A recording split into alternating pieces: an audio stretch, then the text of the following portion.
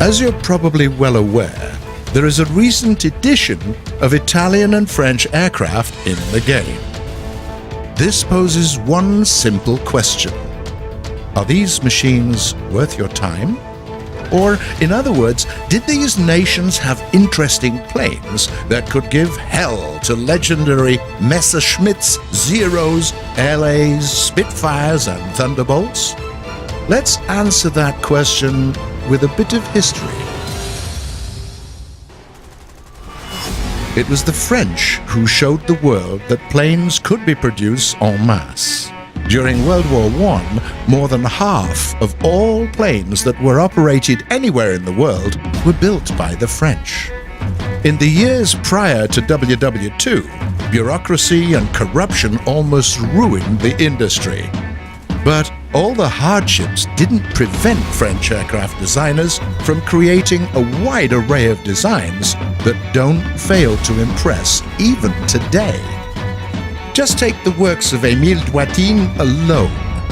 This cunning businessman stands behind both the almost flawless D-37 Parasol monoplane and the incredibly fast D-500, as well as the more dangerous version of the latter, the fearsome D-501, armed with a 20mm engine cannon.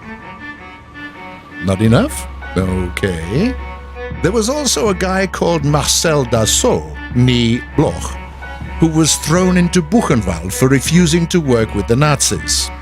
Not only did he survive one of the most terrifying death camps of the war, he also continued to make new, exciting aircraft and lived to the grand old age of 94. Take a look at his MB-157, a true predator and a real beauty. Then there is the MD-450 Ouragan, the first jet-powered French-designed combat aircraft to enter production. Looks great, doesn't it? What about the planes made at SNC ASO? For example, the incredible SO-8000 Narval. It only takes one look to know that this twin-boom pusher configuration design is no ordinary bird. The Sud Aviation Vautour, another one of their creations, simply exists in a class of its own. Without a load of bombs and rockets, it has the best rate of climb in the game. And great guns to boot. If, at this point, you think that French aircraft makers are badass, which is absolutely right, wait till you hear about the Italian ones. Just think of it. Prior to World War II, it was Italy that had the best aeronautical engineers in the whole world. Take Mario Castoldi, for instance. In 1940, he was considered the best aerodynamics expert on the planet. And rightly so. He was the man who designed the famous Macchi MC-72 that set a world speed record for piston engine powered seaplanes, which, by the way, still stands. He also built a whole family of well-known WW2 fighters, including the excellent Folgore and Veltro, and designed the amazing MC-207, which was meant to outperform the best piston engine-powered aircraft of both the Axis and the Allies.